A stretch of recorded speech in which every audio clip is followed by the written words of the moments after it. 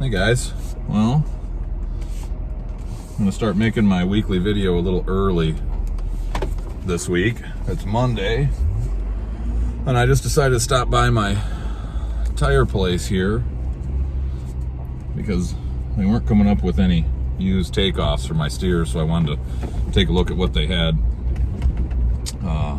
in virgin rubber.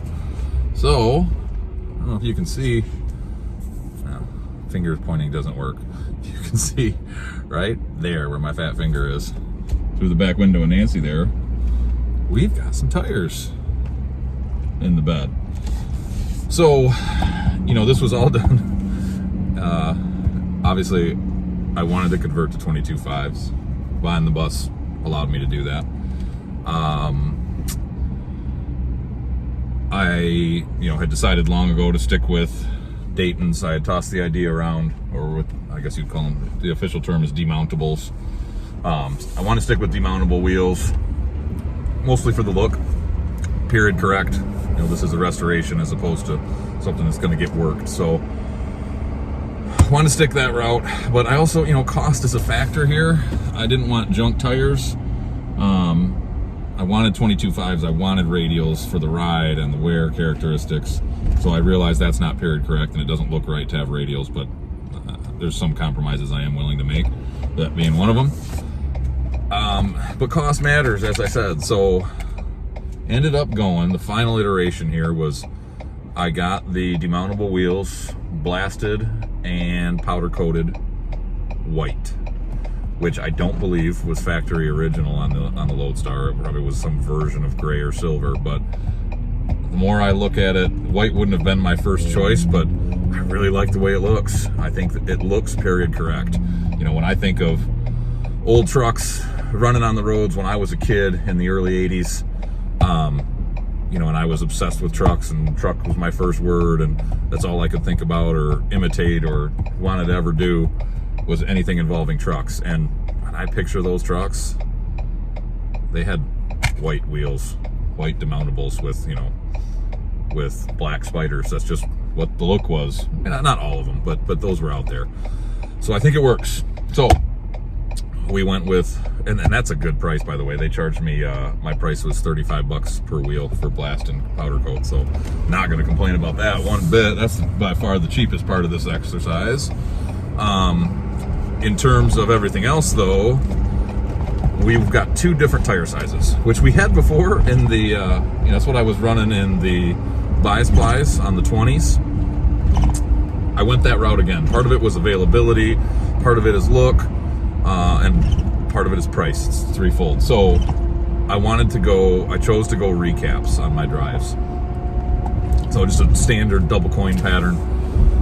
But when you go into the world of recaps, your options on sizes start to diminish pretty quickly. So I went low pro, but just barely low pro. So my drives are a 295/75, if I remember right. Yes, 295/75 22.5, double coin, simple retread drive, nothing fancy. Then the steers, I was gonna match those when I stopped in today, and we decided, hey, he just doesn't have any takeoffs, so we're gonna go the route of virgin rubber for the steers. But he showed he had stock of 3 and 295/75 in the cheaper brand that I was going for, because I've got to watch the budget here, and we can only find one. So that was out. But he had a stack of 275/70s.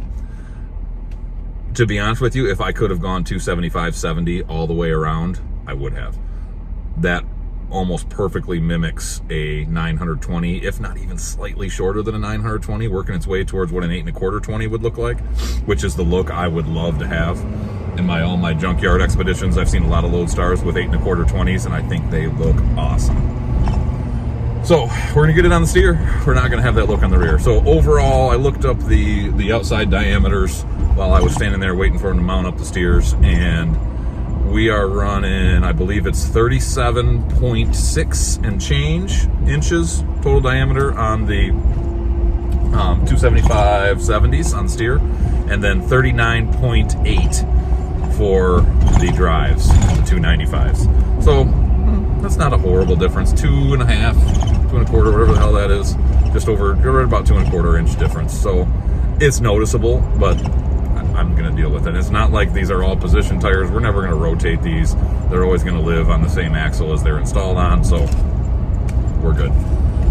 Again, if I could have gone with the 275s all the way around, I would have, but that just wasn't available in a recap. You know, when it comes to recaps, you're basically, they just, at least from my supplier anyway, you know, they limit the sizes they're doing. Obviously 11Rs are going to be the most common, but I didn't want to go that big. You know, I had that look on the back prior. I had those 10120s on the back, and that's too tall. You know, a 10120 is nearly identical, basically identical to an 11R 22.5, so I didn't want that look. So at any rate, we've got tires, so I think when I get home tonight, I'm probably going to be installing some tires, because that just sounds like a fun way to spend an evening, right? Right. And I'm just desperate to see what it looks like. I'm pumped. I'm excited to see the look of, I have not repainted my, I guess I don't know what you call them, the technical term, but the lock spacers, I guess you'd call them. You know, wheels go on, acorns, lock spacers, whatever the hell you want to call them, and then the nut, you know, goes on over that. So I left those silver. And I left my spacers silver too, because I feel like that's just going to look good. So maybe it won't. If it doesn't, I'll take them off and repaint. Not a big deal. So excited to do that. In other news, I did also sell the 10120s yesterday. A gentleman and his family drove down, actually from somewhat northern, actually fairly northern Michigan, to pick up those 10120s. So they are going, actually fittingly enough, he just picked up for, you know, around the farm / pulling a gooseneck, miscellaneous chores. He just picked up a couple weeks ago a 89 GMC Brigadier that has a 16-foot flatbed on it, and fittingly enough, a 671 Detroit diesel. His is a 671 TA, which I'm very jealous of, because if those of you who know anything about two-stroke diesels, a TA means it is turbocharged and aftercooled. So it's got the, obviously the blower on it, and then as well as a turbo and an intercooler. So, and that's what he's putting those drives on. So he's got a bunch of dry rotted junk tires on it. So, so I'm glad that those are going to, you know, they originally spent their life on those wheels and tires, spent their life for, you know, they lived on a on the old Fleet Star, the 71 with the 671, and now they're going on a GMC with a 671 to do some work. So that's cool. At any rate, I'll show you what it looks like when we put these puppies on, hopefully tonight. And thanks for watching. We'll catch you in a few.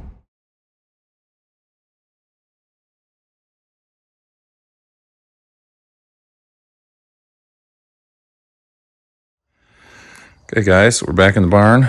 We got everything mounted up, looking good. That looks awesome. I could not be happier. So I've got the driver's seat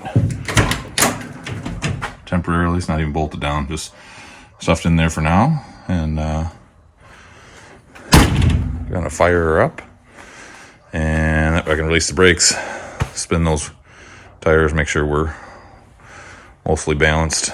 The steer's balanced perfect, and strap down that wood, which I put some steel underneath it to give everything some air gap to dry out. So we'll strap that down so it doesn't go anywhere, and take the International for a ride. Pumped. It's been a few weeks, so hang tight.